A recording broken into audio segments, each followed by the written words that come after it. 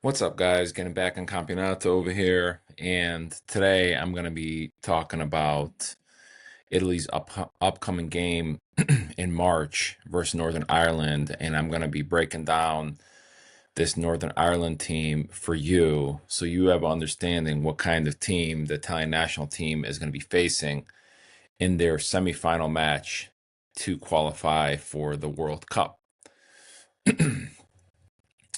I know it's a little premature, but I was interested to see, what kind of squad they have, and I thought that you guys would want to know as well, so that I could give you a little breakdown of, the type of players they got, their coach, what kind of results they've gotten lately, who they've played, and et cetera, et cetera. So, with that said, um, I did a little research on this squad, and this is, with all due respect, I mean no disrespect to the, Northern Ireland, or I respect all football as long as they respect football as well, the sport. I know that any team, could win on any given day. The ball is round. So this means no disrespect. I'm just getting facts from the websites that I use. I presume they're facts. Most of this information is from the transfer market website that I use, which and other sports websites. But having said that, this Northern Ireland squad, based on the transfer market website, it has a value of. I'm just giving you a comparable, so I'm not trying to say any team is better than the other or whatever. I'm just giving you the facts. So the squad value of this Northern Ireland team is about 88 million dollar value team. So for those of you that don't know what that means, is that this website transfer market, they put a dollar value on the players that this team has based on their performances, who they play for, et cetera, et cetera. So for the squad value, it's valued at $88 million. So they basically, um, they basically, whatever the market value is for that player. Like if a team wanted to buy a player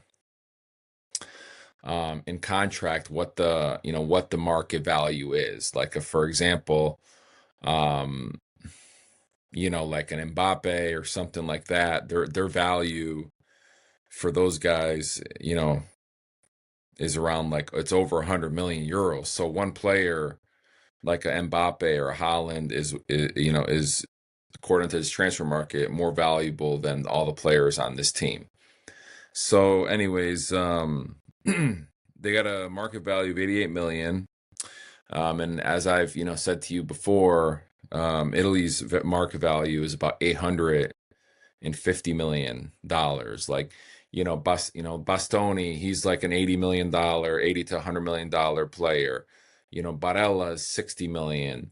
Tonali 60 million. So all those values added up, that's how they get this. Now that doesn't mean, like, that's not what their contract value is for a team. Say, Barella, he's under contract with Inter for 4 years, and he gets like $10 million a year, that in whatever else he gets. That's his contract value. But his market value, like if somebody were to, you know, analyze what that player is worth, if somebody had to buy that player, like, eh, that's what the value was. Like if Juventus wanted to go buy Barella, they would need to offer, if he's under contract, you know, at a minimum 60. Inter may want more because they don't want him to leave. Um, and obviously the player, if he's under contract, he can't just leave. Those teams need to come to an agreement on what the fee is, and they use, I'm sure, market analysis and data and what the impact of the team was. So it may be more. maybe more than a team. They have them under contract that says they're only, center midfielder, or midfielder that could do what they need. So this is just a rough estimate. It could be more than that, depending on. So 88 million is the squad value, and like I've told you, Italy's almost 900 million. Their manager is this individual, Michael O'Neill, and he was a player, and obviously he's a manager, and the leagues that he's played in are primarily like the Irish, English, Scottish, and he also played in MLS. So in the English league, I think he played for Newcastle for a couple seasons. I don't know if he was a starter or if he was off the bench or if he even played, but primarily his time was like in Ireland, Scottish, in the U.S. for a year, and he also played, like I said, a couple seasons for Newcastle. Then I believe, the other teams he played for were like in the second and the leagues below the Premier League. So um so these players that play for this Northern Ireland team, this is the leagues that they primarily are playing in. So they play 16% of these players play in the EFL Championship, which is the second tier of England. 20% play in EFL League One, which is the third tier of the English pyramid. 8% play in the EFL League Two, which is the fourth tier. So about 44% of their players on this Northern Ireland team, they play on the league just below the Premier League, or like the league just below it, or the one below that. So between they play in the second, third, or fourth division of England, and then 8% play in the Premier League. They also have 8% that play in the MLS, and then they have a couple other leagues. 8% they play in the Scottish Premier League, and the 8% play in the Scottish Championship, which is the second level of Scottish football. And then there's 8% that play in the Cyprus League. And then there's a 16% that play in the Irish League. So as I've told you guys before that, this team, they're playing more of,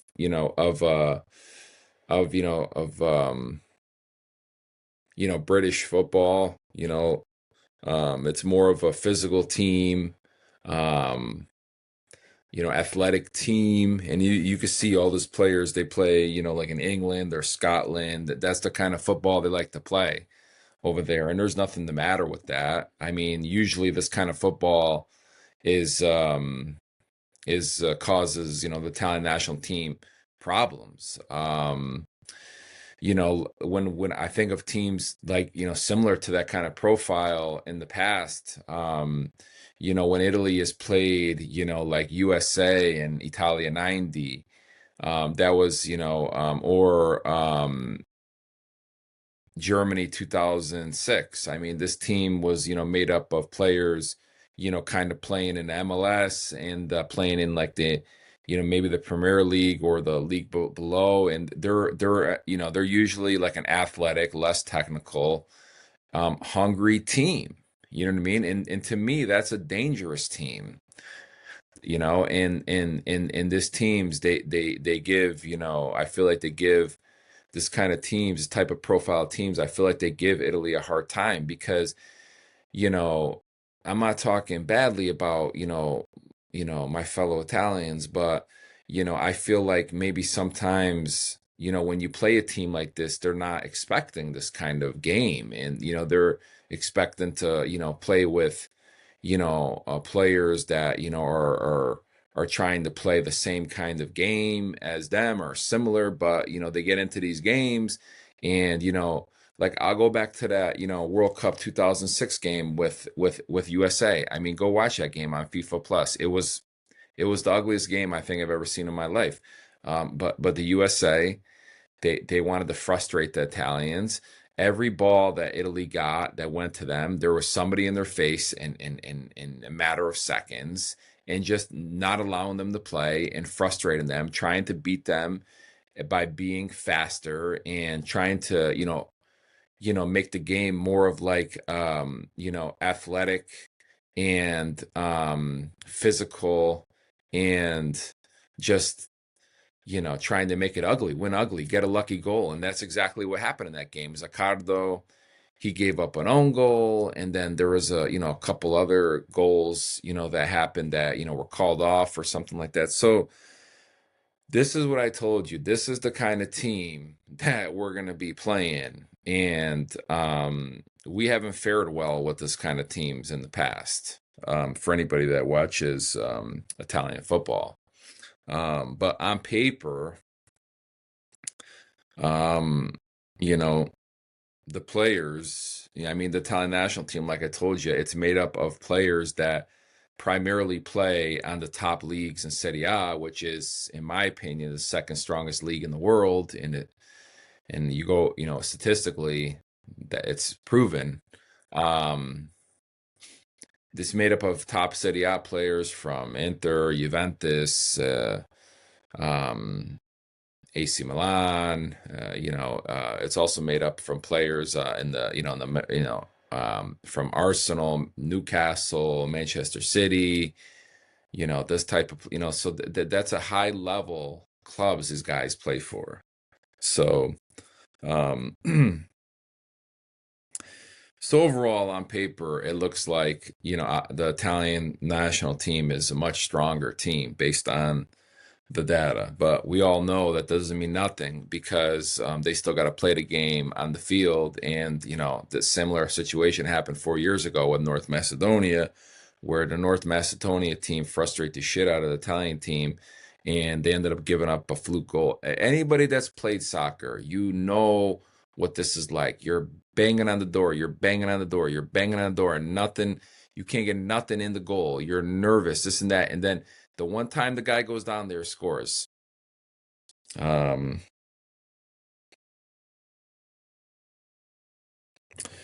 these players for the Italian national team, they're playing at very high levels. Like I told you, they're playing for Juventus, they're playing for Napoli, they're playing for Inter, they're playing for AC Milan. These guys, I mean, the Italian championship, it's a rigorous league. I mean, in the top seven over there, I think there's a couple points that separate them. So there's a lot of pressure on these guys to perform and win these games, and so that iron sharpens iron. They're playing in the Champions League, they're playing in the Conference League, they're playing in the Europa League. These guys, they played, and some of these guys, they played in the FIFA Club World Cup. They're going to play in the Coppa Italia. They're going to Saudi Arabia to play in the Super Coppa Italia. So these guys play a lot of football, and they play a lot of football on high level teams. There's no denying that. That's the facts. So moving on here, I did some research on the type of systems this team, this Northern Ireland, is playing, and I looked at their recent results in their World Cup qualifier, and they played Luxembourg twice, they played Slovakia twice, and they played Germany twice. And the formations that I see that they played was a 3-4-2-1, three defensemen, four midfielders, then a two whatever you want to call them, number 10s and a striker. Not two number 10s, but two players right below, right behind the striker.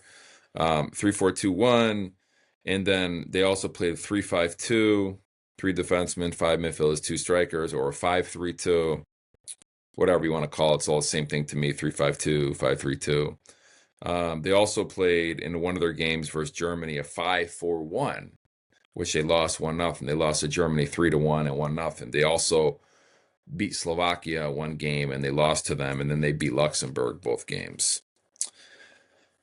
So basically, this kind of formation, tells me, this kind of formations and the type of profile of player they got is that, they want to play a compact game. They're more defensive first, make sure they're playing their system and there's no, openings or gaps for anybody to exploit. And they play, low, low defensive, low defensive to mid block. And they prioritize shape and, defense first. And I think that's what this is going to be. I mean, they're going to go out there and they're going to be very, motivated and hungry, and they're going to try to defend for their life and catch Italy on a counterattack. That's what I see that it's going to be. And I could be wrong. They want to, frustrate the opponent. They want the pressure to build up. All right, we're done with the first half at 0-0. Now they're going into the second half. These guys are playing with house money. Nobody expects them to win. Um, you know, um, so yeah. Um, that's the kind of the team setup they've been doing, and I expect that they're going to play probably another similar 5-4-1, five defensemen, four midfielders, and one guy up top. I don't think they're going to play with any more than one striker, and they're going to, when they lose the ball to Italy, they're going to resort back to five defenders, and then they're going to have four midfielders, you know in between the gaps between those five, and then they're going to have one guy in front of them, following the ball. That's what they're going to do, I think. And Italy's going to have to, um, switch fields, try to move those guys out of position. Their wing backs are going to have to stay wide to try to pull some of those defenders out. Um, obviously they need creative midfielders to, to lob the balls to some guys, so, up front, so that they could try to head it into the ball, or, free kicks. You know what I mean? Try to win free kicks in front of the goal. Those are important too. Free kicks. Let I don't even know who we use for free kicks. Who would be the guy? I mean, Pirlo used to be the guy back in the day, but maybe Barella or somebody, but for free kicks, or DeMarco, or somebody like that. But I think free kicks and switching the field quickly, and our midfielders finding these passing lanes to get balls into players. Maybe we sneak a ball into Retegi or Keane, and they could get a goal, or they get tripped in the box and they get a penalty kick. Or link up play, get the ball into the striker, he passes it to the Taggy or Esposito, and then the guy makes a run, and something like that.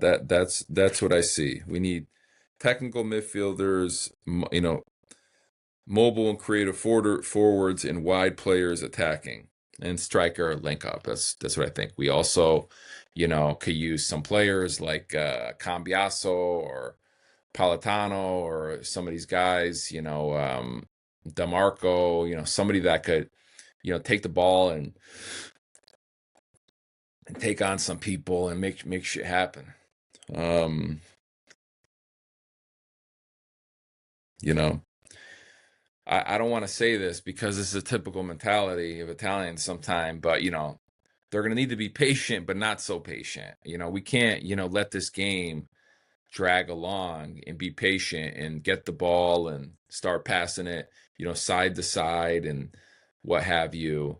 We need to be patient, but we need to take the freaking game to these guys. And that's a thing about Italian teams over my whole life watching this team. Like sometimes I watch, like I'll watch, not watch, but I'll see like a game, whatever it is. It's like Paris, or one of these top English teams, and they're playing, you know on paper an inferior team, and they need a win. And those guys, they're out there like life and death. And I don't see that sometimes. And we need to, be patient, but we need to be pushing the envelope. Like we need to come out there and be pushing the envelope and not giving those guys 1 second to breathe. The ball goes out of bounds, get the ball and put it in the corner kick. If it's a corner kick, and if we could start to play fast, good. Don't give those guys much time not to rest. And don't get me wrong, I'm not for playing this fast kickball shit soccer, but if we could play fast and it makes sense, we should be doing that. And we should not be walking to the ball, um, you know, if we're looking to score and some option is available to help our cause. We should be, very hungry and trying to, get a goal as soon as possible in the first 15 minutes to take some of the pressure off and then go from there. The longer the game goes on, the more advantage it is for Northern Ireland because the pressure is going to mount in Italy because they're supposed to win and they're playing in Italy and all these other ghosts in their closet with not making 2 World Cups and all these smack talkers all over the world saying this and that and blah blah blah. That's going to start to creep up. So they need to be patient, but not too patient. They need to use width, and and if they could get some set pieces, try to draw some set pieces outside the box, right at the top of the box for DeMarco or Barella or whoever to take it. Calafiori. I don't know. You know what I mean? Um, so, anyways, moving on here. As you guys may know or may not know, Italy played Northern Ireland in lead up to the 2022 World Cup. They beat them 2-0. I believe that one was in Italy. And then they also tied Northern Ireland 0-0 in their last game of qualification, which they needed to win in order to qualify, and they drew. And Switzerland ended up going into the World Cup. We had to go to playoff, and the rest is history. So we beat these guys, and we've also drawn them. The draw was in Northern Ireland. But I can't reiterate this enough, and maybe this is why one of the reasons why the Italian Football Federation's appointed Gattuso. These guys, like on this teams like Northern Ireland, like teams like USA, teams like these teams where, like on paper, they're inferior. You know, these guys that are playing, they're playing for contracts. They're playing to be seen and get a contract from some other team. Our guys, they're ready at the top of the mountain, and sometimes I feel like that's a disadvantage, because they're not as hungry or they're not willing to fight for a ball as hard or whatever. And we need to be, excuse me, we need to be a wounded wolf. That's really what we need to be. If, in this modern day of soccer, you need to be hungry, you need to be tactically and technically astute, and you need to be hungry. And if you're not, I don't care how good, you look on paper, or I don't care, how um great everybody says you are, or I don't care like how, what your market value is for your team or this and that, or who you beat or this and that. It don't mean nothing if you're not willing to die on that field. Not literally die, but if you're not willing to, you know, work your ass off and do whatever you got to do to win the game, then you could lose the game. I don't care, what anybody says. Um, so, anyways, I ran some simulations over here for this game, and the common consensus is that it's 61% likely that the Italy will win 2-0. Um, with 14% saying a draw. If the game ends in a draw, obviously they go to extra time, and if they don't score in extra time, then they probably go to penalty kicks, which I would say favor us. And then 25% say that Northern Ireland will win. So, anyways, that's my analysis of this Northern Ireland team. For those of you who are wondering, um, what awaits us in March in the semifinal.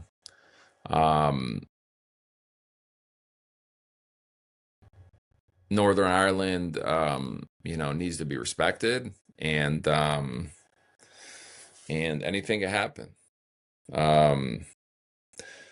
As we get closer, I will do another analysis on this Wales team and this Bosnia team. In the event that Italy does win against Northern Ireland, because they will have to play one of those two teams. So I will do the similar analysis on those two teams. Um, to to summarize, on paper, we're a stronger team.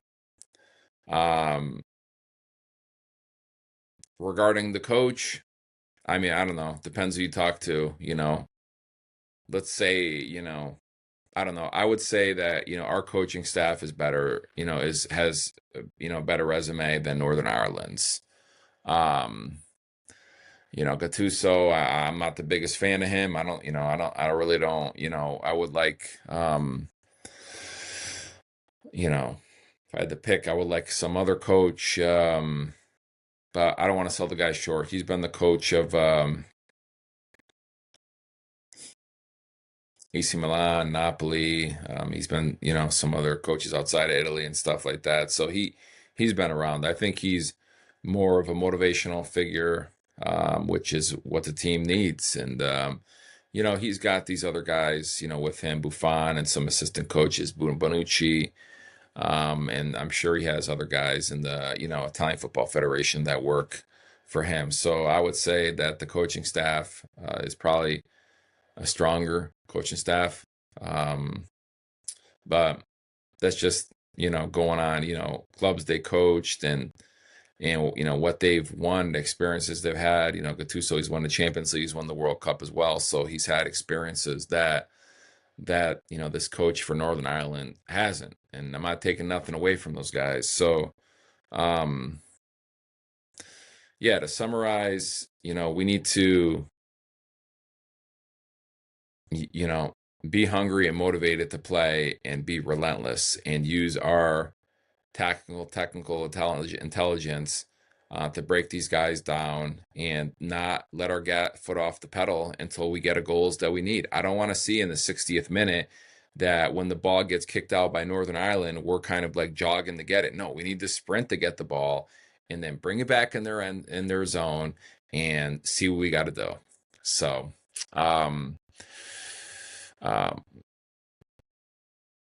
yeah, so that's all I got. Don't forget to subscribe and like this video. Follow us on all platforms: X, Facebook, TikTok, Instagram, and we'll catch you guys in the next one. See ya.